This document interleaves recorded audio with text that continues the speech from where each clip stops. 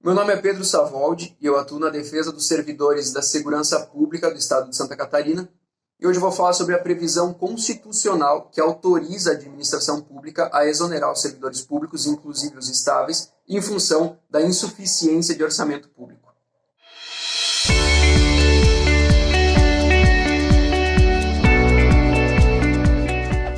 A Constituição Federal prevê a possibilidade de que a administração pública, em situações de escassez de recursos orçamentários, possa aplicar algumas medidas que causem reflexos na remuneração dos servidores públicos, que vai desde o ingresso de novos agentes no serviço público até a possibilidade de exoneração dos servidores estáveis. Em situações de insuficiência financeira, a Constituição ela prevê a possibilidade, por exemplo, de prorrogação dos concursos públicos e dos atos de nomeação, posse e contratação, desde que essa prorrogação não ultrapasse o prazo de validade do concurso, que pode ser de até 2 anos após a conclusão de todas as fases do edital. Uma outra medida que também atinge diretamente a remuneração dos servidores públicos é a possibilidade de congelamento dos reajustes salariais. Mas a Constituição Federal ela ainda prevê algumas medidas mais extremas para situações em que os gastos públicos com pessoal não se adequem às limitações orçamentárias que são estabelecidas em lei, que podem levar até a exoneração do servidor público. Uma alternativa a que a administração pública pode recorrer, por exemplo, é a adesão a programas de incentivo à demissão voluntária. No ano de 2016, 2017, o governo federal do então presidente Michel Temer se valeu dessa alternativa como uma forma de tentar diminuir os gastos públicos através de uma proposta que foi feita pelo governo, uma proposta de acordo para os servidores públicos, no sentido de que aqueles que pedissem exoneração de forma voluntária iriam receber uma indenização equivalente a 1,25 salários para cada ano de serviço público. Mas ao contrário dessa demissão voluntária, que depende da vontade do servidor em aceitar esse acordo que é proposto pela administração pública, há ainda a possibilidade de uma exoneração compulsória, ou seja, de forma impositiva pelo Estado. Isso porque a Constituição prevê um limite que deve ser respeitado para os gastos públicos com o pessoal, que não pode exceder o equivalente a 50% do orçamento público no âmbito dos servidores federais e 60% para os servidores estaduais e municipais. É importante ressaltar que essa medida mais extrema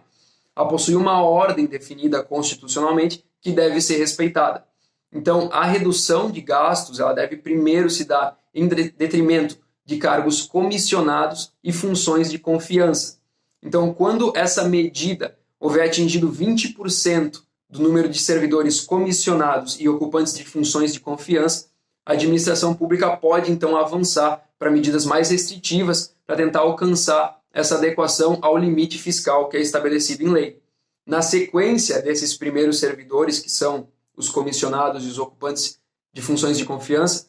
vem a possibilidade de exoneração que pode ser aplicada aos servidores públicos não estáveis.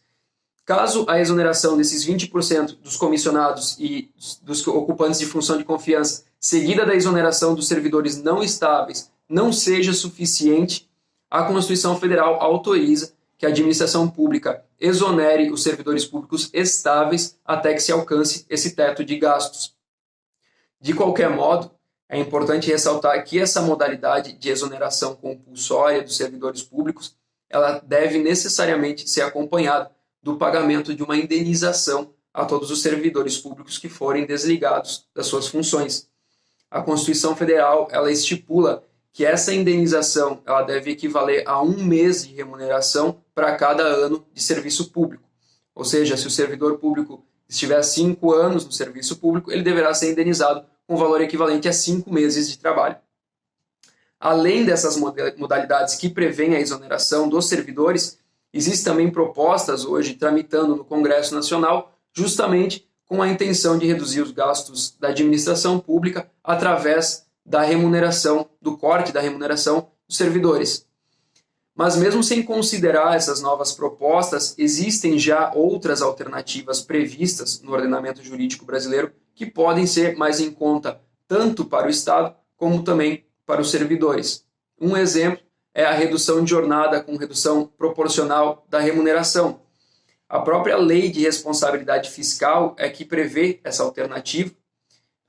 mas acontece que essa previsão legal da redução proporcional está sendo objeto de discussão no STF, em uma ação que foi proposta há mais ou menos 20 anos, exatamente no ano em que a lei de responsabilidade fiscal entrou em vigor. A intenção dessa ação era que o STF declarasse que essa possibilidade de redução salarial com a redução da jornada era algo inconstitucional, já que atingia o princípio da irredutibilidade de vencimento dos servidores públicos. Antes mesmo de toda essa questão da pandemia do novo coronavírus, o julgamento dessa ação já estava previsto para ocorrer ainda nesse ano de 2020, mas justamente por conta dessa situação, a ação adquiriu um novo ar de urgência e de adequação com os problemas que o país vem enfrentando hoje.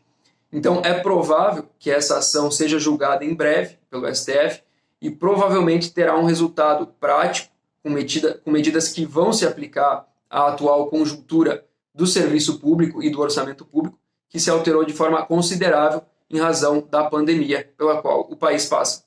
Então, se você ficou com alguma dúvida ou tem alguma sugestão, deixe seu comentário aqui embaixo e não esqueça de nos seguir nas nossas redes sociais para ficar por dentro das notícias dos servidores públicos do Estado de Santa Catarina. Até o próximo vídeo.